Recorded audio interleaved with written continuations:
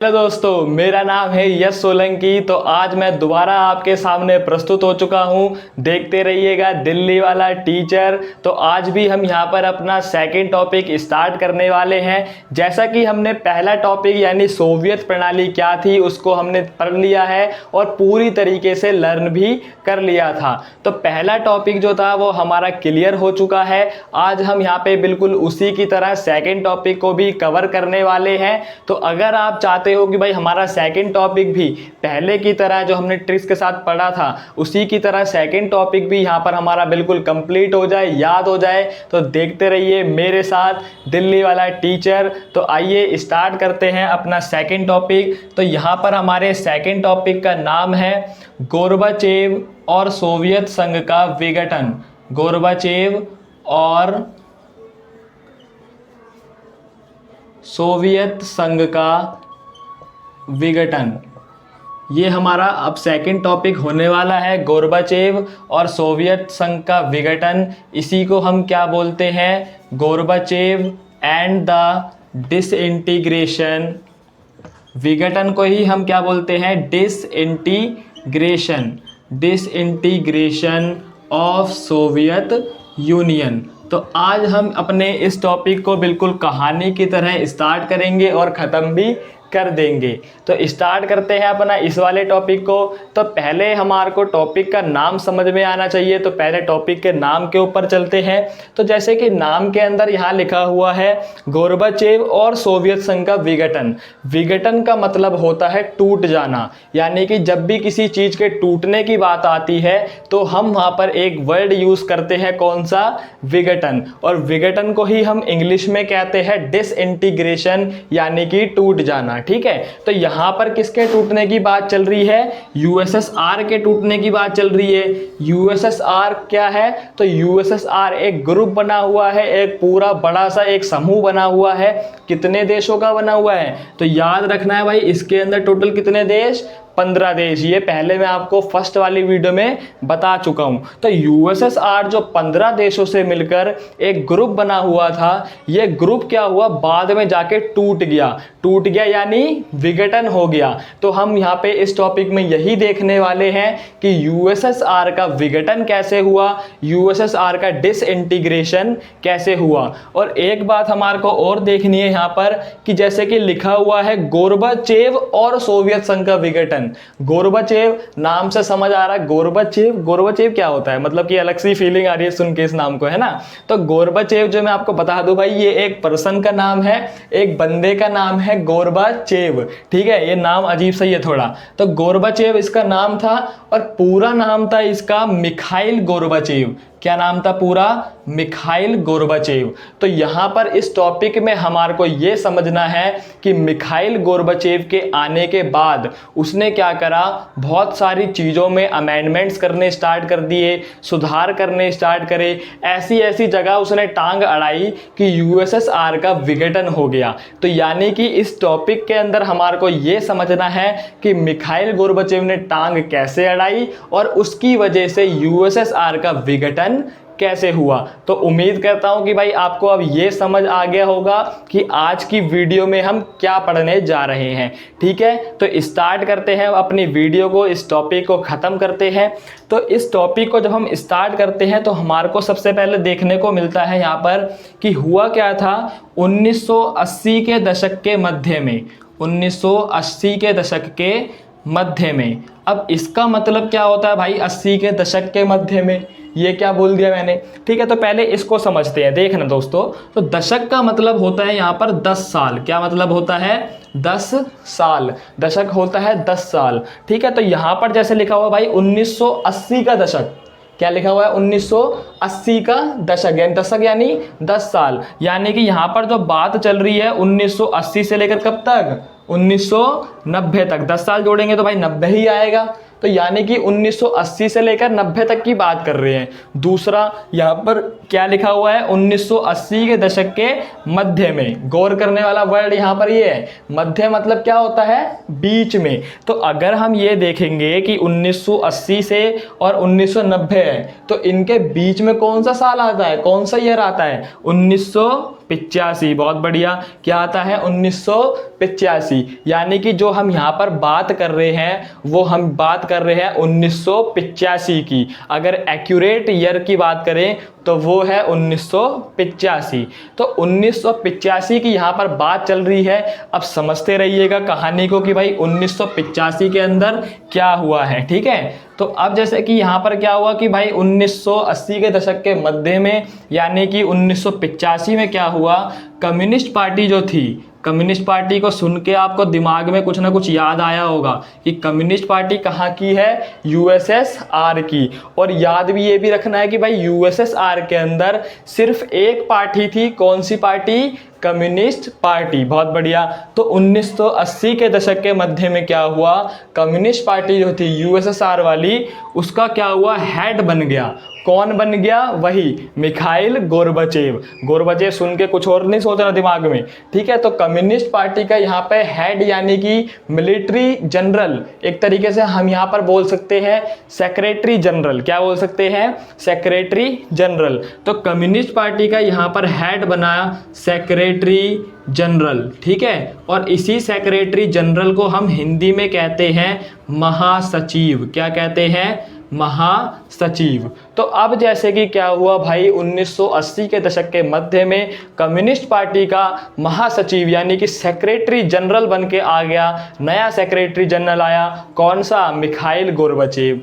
अब जैसे ही Mikhail Gorbachev आया तो मिखाइल गोर्बाचेव ने कई सारी चीज़ों को नोटिस किया। जैसे कि उसने देखा कि क्या हो रहा है कि अभी जो यूएसएसआर की जनता है, तो जनता जो है इस टाइम पे डिमांड कर रही है लोकतंत्र की। समझना भाई यहाँ पर कि भाई यूएसएसआर का जो मिखाइल गोर्बाचेव आया है वो क्या चीज़ नोटिस कर रहा है। तो उसने सबसे पहला नोटिस किया कि यहाँ की जनता जो है वो डेमोक्रेसी डिमांड कर रही है, मतलब कि उसको जो है लोकतंत्र चाहिए। दूसरा, उसने देखा कि भाई जनता ये भी चाहती है कि हमारा जो अभी के टाइम पे लड़ाई चल रही है यूएसए से, तो वो लड़ाई ख़त्म हो जाए। जैसा कि हमें पता ही है कि भाई इस टाइम पर जो है कोल्ड वॉर चल रही है, शीत युद्ध चल रहा है। और शीत युद्ध किसके बीच में चल रहा है, यूएसए और यूएसएसआर, यानी यूएसए वर्सेस यूएसएसआर हो रहा है इस टाइम पे। तो जनता जो थी यूएसएसआर की, वो ये भी चाह रही थी कि भाई हमारी जो है ना यूएसए के साथ लड़ाई जो है वो ख़त्म हो जाए। क्योंकि अगर यूएसए के साथ लड़ाई ख़त्म हो जाएगी तो हमारा जो पैसा अभी मिलिट्री पे लग रहा है वो सारा पैसा वहाँ पे हमारा सेव हो जाएगा। हमारे को वो मिलिट्री पे खर्च नहीं करना पड़ेगा, वो सारा पैसा हमारे को लगाना पड़ेगा अपनी किस चीज़ पे लगाना पड़ेगा, अपनी इकोनॉमी पे, अपने इंफ्रास्ट्रक्चर पे, इन पे लगाना पड़ेगा। तो यही बात देखी किसने, मिखाइल गोर्बाचेव ने। और मिखाइल गोर्बाचेव ने सोचा कि ऐसा करता हूँ मैं जनता की डिमांड को पूरा करता हूँ। तो यानी कि अब मिखाइल गोर्बाचेव जब आया तो उसने बहुत सारे सुधार, बहुत सारे अमेंडमेंट्स करना स्टार्ट कर दिए सोवियत सिस्टम के अंदर। तो जैसे कि भाई उसने क्या करा, सबसे पहला जो है ना उसने सुधार किया यहाँ पे कि वो अपने यूएसएसआर के अंदर लोकतंत्र को लेकर आया, यानी डेमोक्रेसी को वो लेकर आ गया अपने देश के अंदर। समझते रहना भाई यहाँ पे क्या हो रहा है कि वो डेमोक्रेसी को लेके आ चुका है मिखाइल गोर्बाचेव, क्योंकि जनता डिमांड कर रही है डेमोक्रेसी की, ठीक है। तो ये उसने पहला सुधार किया। ये सब हो क्या रहे हैं, सुधार, ये अमेंडमेंट्स हो रहे हैं। तो पहला उसने ये करा, ठीक है। दूसरा उसने देखा कि भाई जो पश्चिम के देश हैं, पश्चिम के देश का मतलब क्या, वेस्टर्न कंट्रीज जो हैं, ठीक है, जो वेस्टर्न कंट्रीज हैं उनके साथ अभी हमारी लड़ाई चल रही है, तो लड़ाई को ख़त्म करना है। तो उसने क्या करा भाई, सेकंड सुधार ये करा, पश्चिम के जो देश थे उनके साथ अपने संबंधों को सही कर लिया। पश्चिम के देशों के साथ अपने जो रिलेशन थे, अपने जो संबंध थे, उनको उसने सही कर लिया। तो अब जैसे क्या हुआ कि भाई मिखाइल गोर्बाचेव सोच रहा है कि अगर मैं यहाँ पे सुधार करूँगा, लड़ाई वड़ाई ख़त्म करवा दूंगा, जनता को डेमोक्रेसी दूंगा, तो उससे क्या होगा कि यहाँ की जनता जो है ना वो बहुत ज़्यादा खुश हो जाएगी, मतलब कि उसको मैं पसंद आना स्टार्ट हो जाऊँगा। तो मतलब कि मिखाइल गोर्बाचेव के दिमाग में तो ये सारी बातें चल रही है कि अगर मैं अमेंडमेंट्स लाऊंगा तो हमारा देश भी आगे बढ़ेगा, तरक्की होगी, यूएसएसआर और ज़्यादा फलेगा फूलेगा। मिखाइल गोर्बाचेव तो ये सारी बातें सोच रहा है, लेकिन यहाँ पर हुआ क्या, उन सभी बातों का बिल्कुल ही उल्टा हो गया। मिखाइल गोर्बाचेव जो सोच रहा था उसका बिल्कुल ही मतलब कि 360 डिग्री हो गया, यहाँ पे बिल्कुल ही अपोजिट निकला उसका परिणाम। तो परिणाम जैसे कि यहाँ पर क्या निकला ना कि जो पूर्वी यूरोप के देश थे, पूर्वी यूरोप के देश, तो पूर्वी यूरोप के देशों में यहाँ पे क्या हुआ कि वो उन देशों ने जो है आंदोलन करना स्टार्ट कर दिया। किन देशों ने आंदोलन करा है? पूर्वी यूरोप वालों ने। समझना, पूर्वी यूरोप के देशों में क्या हो रहे हैं? अब आंदोलन हो रहे हैं। क्या हो रहे हैं? आंदोलन। तो अब आप में से कई लोग ये सोच रहे होंगे कि भाई मिखाइल गोर्बाचेव ने तो बढ़िया काम किया है, जब जनता को उसने लोकतंत्र दे दिया, लड़ाई झगड़ा भी खत्म करवा दिया, यानी मिखाइल गोर्बाचेव तो बढ़िया काम कर रहा है। और बढ़िया काम के लिए यहाँ पे आंदोलन क्यों हो रहे हैं? तो अगर आपको ये बात समझनी है तो आपको फ्लैशबैक में जाना पड़ेगा। पिक्चर को रिवाइंड करो, फ्लैशबैक में जाओ, तो आपको जब फ्लैशबैक में जब जाओगे तो एक बात समझ आएगी। क्या समझ आएगी? तो आपको ये बात समझ आएगी कि भाई यूएसएसआर जो है, पूरे यूएसएसआर के अंदर कंट्रोल किसके पास है? रशिया के पास। मतलब कि रशिया जो है बाकी के 14 देशों के ऊपर कंट्रोल कर रहा है। यानी कि वो पूर्वी यूरोप जो है, पूर्वी यूरोप के देश भी किस में शामिल हैं? यूएसएसआर के अंदर शामिल हैं। यूएसएसआर के अंदर टोटल 15 देश और उसके अंदर पूर्वी यूरोप के देश भी हैं। तो यानी कि पूर्वी यूरोप के देशों पर रशिया का कंट्रोल है। तो अब जैसे क्या था ना कि पूर्वी यूरोप के देश जो थे वो पहले से ही परेशान थे। वो एक तरीके से उनके दिमाग में ये बात चल रही थी कि अगर कुछ भी ऐसा हो जाए तो हम क्या करेंगे? यूएसएसआर से अलग हो जाएंगे। मतलब कि वो एक तरीके से जो है ना मौका ढूंढ रहे थे यूएसएसआर से अलग होने का।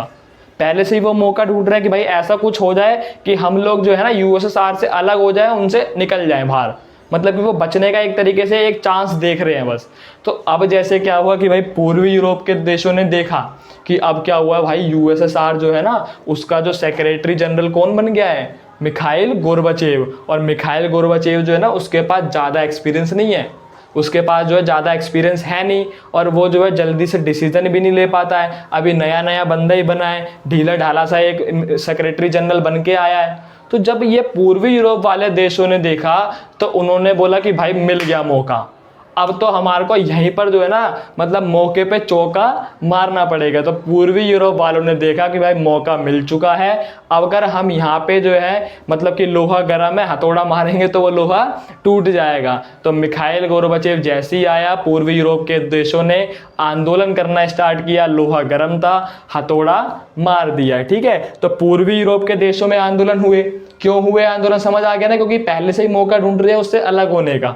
ठीक है, तो जब यहाँ पर जो है आंदोलन स्टार्ट हुए तो मैंने आपको बताया ही है कि भाई मिखाइल गोर्बाचेव एक्सपीरियंस कम है, उसके पास बिल्कुल भी एक्सपीरियंस है नहीं, अभी नया नया बना है। तो उसने क्या सोचा ऐसा करते हैं, तो उसने देखा कि भाई ऐसा करो कि यहाँ पर जो ये आंदोलन हो रहे हैं ना इनको इग्नोर मारो। क्योंकि भाई एक तरफ से क्या है, जैसे कि हम तो यहाँ पे बढ़िया काम कर रहे हैं, लोकतंत्र को लेके आ रहे हैं, लड़ाई को खत्म करवा रहे हैं, तो मतलब कि भाई हम तो अपनी साइड में सही है। अगर ये जनता आंदोलन कर रही है तो करन दो, हमारा क्या जा रहा है। तो ये सोच के मिखाइल गोर्बाचेव ने क्या करा, इन सभी आंदोलन को इग्नोर कर दिया। ठीक है, इन सभी आंदोलन को क्या कर दिया? इग्नोर कर दिया, उसने अनदेखा कर दिया। बोला कोई बात नहीं, कर रहे करन दो, हम अपने काम पे ध्यान देते हैं। तो जब ऐसा हो गया यहाँ पे, जब सभी को उसने इग्नोर कर दिया तो भाई इग्नोर कर दिया, लेकिन अभी आंदोलन तो लगातार जारी है, आंदोलन तो चल ही रहे हैं। तो उसकी वजह से यहाँ पे क्या हुआ, एक एक करके पूर्वी यूरोप के जितने भी देश थे सभी के अंदर जो है सरकारें जो थी वो गिर गई। मतलब कि सभी के अंदर जो समाजवाद वाली विचारधारा चल रही थी वो सारी विचारधारा खत्म हो गई, सारी सरकारें भी वहाँ पर गिर गई। ठीक है, तो यहाँ पर इग्नोर करा, उसकी वजह से क्या हुआ, यहाँ पे पूर्वी यूरोप के देशों में क्या हुआ है, सरकारें गिर गई। यानी कि वहाँ पे जो है पूरी जो विचारधारा थी वो क्या हो गई, अब खत्म हो गई। ठीक है, तो यानी कि पहली बात तो हमारे को समझ आ गई है कि भाई मिखाइल गोर्बाचेव के आने के बाद कैसे कैसे सिस्टम चल रहा है। मिखाइल गोर्बाचेव आया, उसने टांग अड़ाई, सुधार करना स्टार्ट किए, लेकिन भाई गोल तो उसका कुछ और था, उसको कुछ और ही लग रहा था कि भाई यहाँ पे सुधार करने से कुछ और ही होगा। लेकिन हुआ क्या, पूर्वी यूरोप के देश अलग हो चुके हैं।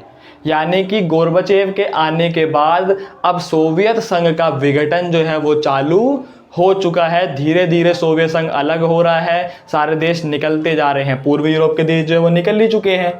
तो अब जो है हम यहाँ पे ये देखते हैं कि पूर्वी यूरोप के देशों के निकलने के बाद क्या हुआ, उसके बाद क्या सिस्टम चला, यूएसएसआर के अंदर क्या चल रहा था। समझ आया? अभी तक का तो हमारा यहाँ पे क्लियर है टॉपिक। तो अब हम यहाँ पे ये देखने वाले हैं कि भाई अब उसके अंदर क्या चल रहा है, यूएसएसआर के अंदर क्या क्या सिस्टम हो रहा है। ठीक है, तो दोस्तों अब यहाँ पर क्या हुआ, 1991 के अंदर 1991 के अंदर क्या हुआ, जो कम्युनिस्ट पार्टी थी, कौन सी कम्युनिस्ट पार्टी भाई, एक ही कम्युनिस्ट पार्टी है पूरे यूएसएसआर के अंदर, यानी वन पार्टी सिस्टम चल रहा है पूरे यूएसएसआर के अंदर। ठीक है, तो यहाँ पे क्या हुआ, 1991 के अंदर कम्युनिस्ट पार्टी के जितने भी जो है ना गरमपंथी लोग थे, कैसे लोग, गरमपंथी लोग, भाई कुछ गलत नहीं समझ रहा है गरमपंथी से, ठीक है, गरमपंथी लोग जितने भी थे, गरमपंथी लोग का मतलब ऐसे क्या है, एक होते हैं नरमपंथी और एक होते हैं गरमपंथी। जो नरमपंथी वाले लोग होते हैं ना वो सीधे साधे लोग हैं, वो हाथ जोड़ने में विश्वास रखते हैं, उनके सामने लड़ाई झगड़े वाली बात बिल्कुल भी नहीं चलती है। और जो गरमपंथी लोग हैं वो काली माता का स्वरूप है एक तरीके से, ठीक है, मतलब वो हथियारों में विश्वास रखते हैं, उनके सामने बिल्कुल भी ये नहीं चलेगा कि भाई हम अगर तुम हमारा एक चाटा मारोगे तो हम दूसरा गाल आगे करेंगे, वो लोग तुम्हारा घुमा के एक और देंगे। समझ आया? तो ये होते हैं भाई नरमपंथी और गरमपंथी।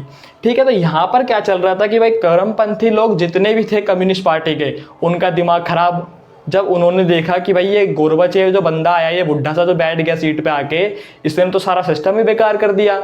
अभी तक हमने जो पूरे यूएसएसआर के अंदर दबदबा बना के रखा था, पूरा कंट्रोल करते हुए आ रहे थे, जनता को जो है दबाते रहते थे, लोकतंत्र था ही नहीं, लड़ाई झगड़ा चल रहा था, उसने तो ये सारा सिस्टम ख़त्म ही कर दिया।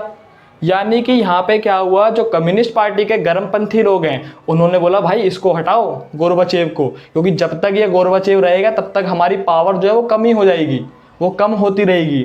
तो अब क्या हुआ भाई, 1991 में कम्युनिस्ट पार्टी के गरमपंथियों ने क्या करा, गोरबाचेव के खिलाफ वो एक तख्ता पलट लेकर आए। क्या लेकर आए? तख्ता पलट, मतलब कि गोरबाचेव को हटाने के लिए तख्ता पलट लेकर आए कि गोरबाचेव को हटाना है। अब क्या हुआ भाई, तख्ता पलट आया, गोरबाचेव को हटाने के लिए सब लेकर आए हैं। कौन लेकर आए हैं? कम्युनिस्ट पार्टी के गरमपंथी लोग। तो अब कम्युनिस्ट पार्टी के गरमपंथी लोग सोच रहे थे कि जब हम तख्ता पलट लेके आएंगे तो ये गोरबाचेव हट जाएगा और हम किसी अपने बंदे को बिठा के दोबारा से सब में क्या कर लेंगे, अपना कंट्रोल कर लेंगे।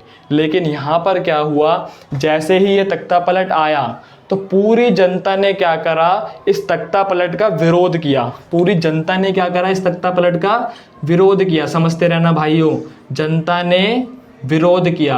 किसका विरोध किया है? इस तख्ता पलट का। समझ आया? तो जनता ने बोला कि नहीं भाई, हम ये तख्ता पलट बिल्कुल भी नहीं होने देने वाले हैं। ठीक है, अब कई लोग ये सोच रहे होंगे कि भाई यहाँ पर जब तख्ता पलट आया है तो जनता क्यों विरोध कर रही है, इसमें जनता को क्या फ़ायदा है? तो दिमाग लगाओ, जनता को यहाँ पर फ़ायदा ये है कि अगर भाई वहाँ पे तख्ता पलट हो जाता है तो एक नया बंदा आएगा, गोरबाचेव हट जाएगा और वो नया बंदा आके दोबारा से क्या करेगा, डिक्टेटरशिप लेके आ जाएगा। एक तरीके से पूरी जनता को दोबारा परेशान करना स्टार्ट कर देगा, लोकतंत्र को हटा देगा, लड़ाई झगड़े फिर दोबारा स्टार्ट हो जाएंगे। तो जनता ने देखा भाई इस बंदे को हटने नहीं देना, जब तक ये रहेगा तब तक हमारी जान में जान रहेगी। तो जनता ने बोला भाई कुछ भी हो जाए ये तख्ता पलट को सफल नहीं होने देना हमारे को। तो जनता ने इस तख्ता पलट का विरोध किया। अब विरोध के अंदर जब आप देखते हो कि भाई सड़क पे जो है नारे वगैरह लग रहे हैं, आंदोलन चल रहे हैं, तो उसमें एक बंदा होता है जो सबसे आगे होता है, माइक वाइक पकड़ के बिल्कुल एकदम बीजेपी के नारे लगा रहा है, कोई कांग्रेस के नारे लगा रहा है ना, मतलब कि जो सबसे आगे होता है। तो यहाँ पर भी जब जनता ने विरोध किया तो एक ना एक भाई कोई लीडरशिप तो संभालेगा ही, कोई ना कोई बंदा जो होगा वो आगे होगा माइक पकड़ के। तो यहाँ पर भी एक बंदा था जिसने माइक पकड़ रखा था, सबसे आगे था। उसका नाम क्या था? तो उसका नाम था बोरिस येल्त्सिन। क्या नाम था? Boris Yeltsin. नाम से लग रहा है पहले बोरी उठाने का काम करता था ये ना। तो यहाँ पे जैसे क्या था भाई, बोरिस येल्त्सिन जो था इस आंदोलन के अंदर वो पूरा एकदम कंट्रोल कर रहा था, आंदोलन को लीडरशिप वही कर रहा था। तो बोरिस येल्त्सिन पूरा एकदम माइक वाइक पकड़ के आंदोलन कर रहा है। अब जनता ने जब देखा कि भाई ये बंदा तो बढ़िया है, बोरिस येल्त्सिन, ये तो हमारा फुल सपोर्ट कर रहा है, तो अगर ऐसा होगा कि भाई जब प्राइम मिनिस्टर या प्रेसिडेंट बनाने की बात आएगी तो ऐसा करेंगे ना, इसी को बना देंगे क्योंकि ये बंदा हमारे पूरे सपोर्ट में है। तो यहाँ पर जनता के सामने क्या हुआ, बोरिस येल्त्सिन जो है ना, बोरिस येल्त्सिन की इमेज एकदम बढ़िया हो गई। मतलब कि उसकी छवि जो थी वो जनता के सामने और ज़्यादा बढ़ गई। वो एक तरीके से पूरी जनता के सामने जो है ना नायक के रूप में निकल कर आया। किसके रूप में? नायक के रूप में, यानी कि हीरो के रूप में बन गया। यानी कि उसकी इमेज जो थी वो क्या हो गई? ऊपर हो गई, मतलब और ज़्यादा बढ़ गई। उसका कद जो है वो और ज़्यादा बढ़ गया। तो अब बोरिस येल्सिन जो है भाई पूरा सीना चौड़ा करके खड़ा हुआ है, ठीक है, जनता के सामने उसकी इमेज जो है बढ़ी चुकी है। और यहाँ पर क्या था कि भाई बोरिस येल्सिन का जो है ना किस्मत भी थोड़ी बढ़िया थी। उस टाइम पर बंदे की किस्मत जो है एकदम बढ़िया चल रही थी, मामला सेट था इसका, ठीक है। तो यहाँ पर क्या हुआ भाई, किस्मत अच्छी थी। उसी टाइम पर क्या हुआ, रूस के अंदर जो है ना चुनाव हुए। रूस के अंदर क्या हुए? चुनाव हुए, इलेक्शन हुए। तो अब भाई दिमाग लगाओ कि जब रूस के अंदर चुनाव होंगे, इलेक्शन होंगे, तो कौन जीतेगा? सबसे बढ़िया बंदा, सबसे बढ़िया इमेज किसकी बनी हुई है? बोरिस येल्सिन की, बहुत बढ़िया। तो यहाँ पर क्या हुआ, जैसे ही रूस के अंदर चुनाव हुए तो बोरिस येल्सिन को सभी लोगों ने वोट दिए और बोरिस येल्सिन बहुत बड़े बहुमत से जो है वो जीत गया, ठीक है। तो बोरिस येल्सिन यानी कि अब क्या हुआ है, वो रूस का जो है ना प्रेसिडेंट बन गया। रूस का क्या बन गया है? प्रेसिडेंट। कौन बना है? अपना वही बोरिस येल्सिन भैया, ठीक है। तो वो क्या बन गए? रूस के प्रेसिडेंट। अब एक बात समझना कि भाई अभी तक वो बंदा कोने पे खड़ा होकर नारे वारे लगा रहा था, नारे लगा रहा है, पूरे आंदोलन चल रहे हैं, लेकिन अब वही बंदा जो नारे लगा रहा है वही सूट बूट पहन के एकदम प्रेसिडेंट बन के तैयार, ठीक है। तो अब वो गया भाई प्रेसिडेंट हाउस के अंदर, एकदम तैयार होकर बैठा है, प्रेसिडेंट बन चुका है बोरिस येल्सिन। बोरिस येल्सिन ने भी अब यहाँ पर एक चीज को नोटिस किया। जैसे किसने नोटिस किया था? मिखाइल गोर्बाचेव ने। मिखाइल गोर्बाचेव ने भी नोटिस कर रहा था और उसने लोकतंत्र लाया था, लड़ाई को सॉल्व किया था। वैसे ही यहाँ पर क्या हुआ, बोरिस येल्सिन ने भी एक चीज को नोटिस किया। उसने क्या देखा कि भाई अभी जो है ना सारी पावर जो है ना वो रूस के पास है, यानी रशिया के पास है। सारी पावर रशिया के पास है और रशिया क्या कर रहा है? 14 देशों के ऊपर अपना कंट्रोल कर रहा है। तो उसने देखा कि भाई यहाँ पर जो है ना अभी क्या है, सत्ता का केंद्रीकरण है। अभी यहाँ पे क्या है? सत्ता का केंद्रीकरण, यानी कि पावर का जो है ना सेंट्रलाइजेशन हो रखा है अभी इस टाइम पे। ये किसने नोटिस किया है? बोरिस येल्सिन ने, जब वो प्रेसिडेंट बना है तो उसने नोटिस किया कि भाई अभी के टाइम पे क्या हो रहा है, सबकी पावर जो है वो ये रशिया के हाथ में है और रशिया उन 14 देशों को कंट्रोल कर रहा है, यानी कि अभी सत्ता का केंद्रीकरण हो रखा है। तो बोरिस येल्सिन ने सोचा क्यों ना ऐसा करें, इस सत्ता के केंद्रीकरण को कम करते हैं, यानी कि जो पावर अभी सारी रशिया के पास है उस पावर को धीरे धीरे बांटना स्टार्ट करते हैं और भी 14 देशों को पावर दे देते हैं। तो उसने ये सोच लिया बोरिस येल्सिन ने। तो उसने बोला चलो भाई पावर लेके जाते हैं सारे और सबको बांटो। तो भाई वही कंट्री सारी लाइन में लगाई, उसने बोला भाई 1 किलो पावर तुम ले लो, 2 किलो तुम, 2.5 किलो तुम, 1.25 किलो तुम। तो मतलब कि उसने ऐसे क्या करा भाई, पावर्स का डिस्ट्रीब्यूशन कर दिया। तो यानी कि यहाँ पे क्या हुआ है भाई, सत्ता का केंद्रीकरण जो था उसको क्या कर दिया, कम कर दिया। किसने कम कराई है? बोरिस येल्सिन ने। अब जैसे ही यहाँ पर क्या हुआ, सत्ता का केंद्रीकरण कम हुआ, यानी कि देशों के पास पावर आ गई। 14 देश, अभी तक 14 देश जो है ना वो आईसीयू में भर्ती है, अभी तक उनकी सांस में सांस नहीं आ पा रही है, वो चल रहा है वहाँ पे उनका, ठीक है। तो अब जैसे भाई यहाँ पे थोड़ी सी पावर मिली, तो भाई वो सांस में सांस आई, थोड़ी धक धक होना स्टार्ट हो गई। तो अब जैसे भाई आपने एक कहानी सुनी भी होगी पहले कि उंगली पकड़ाओ तो सर पे चढ़ते हैं, समझ आ रहा है? उंगली पकड़ाएंगे और वो सर पे चढ़ के बैठ जाएंगे। सेम चीज यहाँ पर हुई। इन 14 देशों के पास जैसे ही उसने उंगली पकड़ाई, थोड़ी थोड़ी पावर जो है बांटी, तो भाई अब वो उछल के जो है वो सर पे चढ़ने की उन्होंने कोशिश करना स्टार्ट कर दिया। और उसी के चलते ये जब ये सारी चीजें हुई तो लास्ट में क्या हुआ, 3 देश आए। लास्ट में कितने देश आए? 3 देश। कौन कौन से? तो एक आया रूस, एक आया यूक्रेन और एक आया बेलारूस। समझ आया? तो कौन कौन से आए भाई? एक तो हमारा रशिया, एक कौन सा? यूक्रेन, और एक आया हमारा बेलारूस। और इन तीनों देशों ने क्या करा, यहाँ पे समाप्ति की घोषणा कर दी। क्या कर दी? समाप्ति की घोषणा कर दी। इन्होंने ऐसा बोला कि भाई अब से क्या हो गया है, यूएसएसआर जो है वो खत्म हो चुका है। सीधा बोला इन्होंने आके। मोदी जी आते हैं ना जो 8 बजे आते हैं कि भाई भाइयों और बहनों कल रात से 8 बजे जो है लॉकडाउन लगेगा। सेम ये तीनों देश निकल कर आए, रूस, यूक्रेन और बेलारूस। इन तीनों ने बोला भाइयों और बहनों, आज से क्या हो गया है, यूएसएसआर खत्म हो चुका है। सारे 15 देश अलग अलग हो चुके हैं। अपने अपने घर घर जाओ और कमाओ, चूल्हा चौका करो, अपने घर घर रहो। ठीक है, तो मतलब कि इस टाइप से क्या हुआ, पूरा जो यूएसएसआर था उसका समाप्ति हो गई, उसका विघटन हो गया।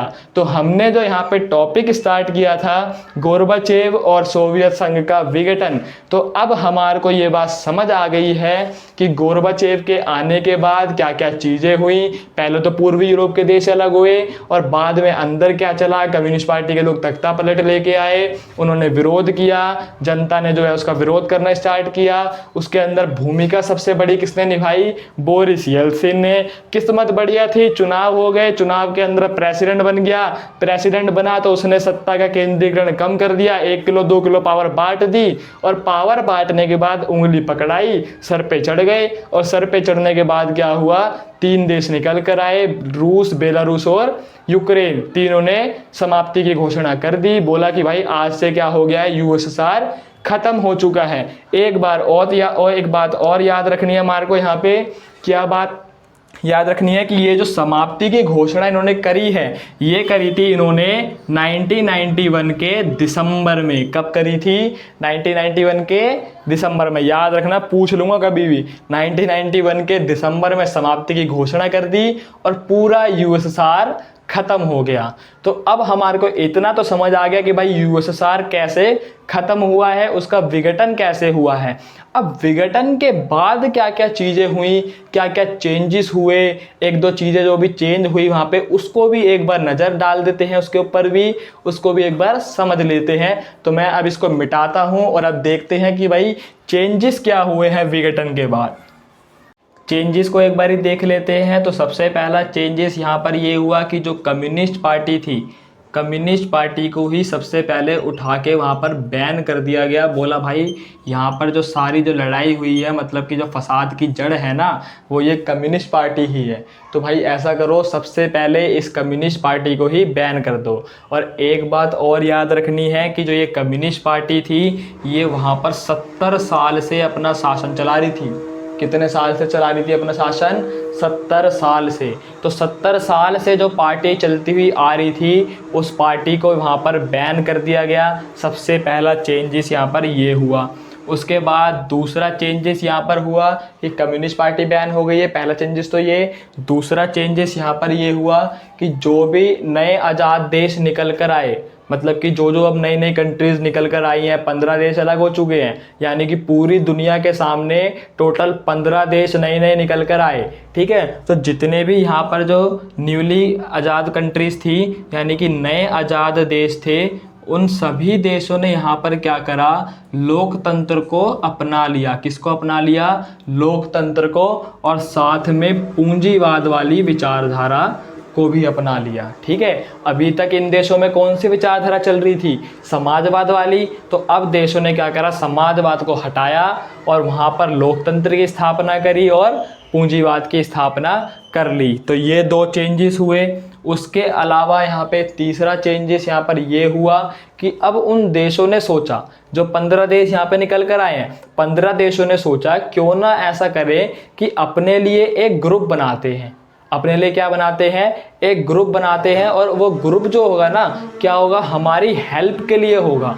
यानी कि अभी तक तो हम सारे यूएसएसआर सारे साथ में बने हुए थे, लेकिन अगर क्या हुआ भाई, अलग होने के बाद फ्यूचर में कोई दिक्कत आई तो कोई ना कोई भाई हेल्प करने के लिए भी तो होना चाहिए।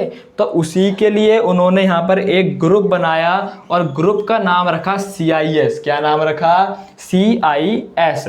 तो इसकी फुल फॉर्म जैसे यहाँ पर क्या थी, कॉमनवेल्थ ऑफ इंडिपेंडेंट स्टेट्स।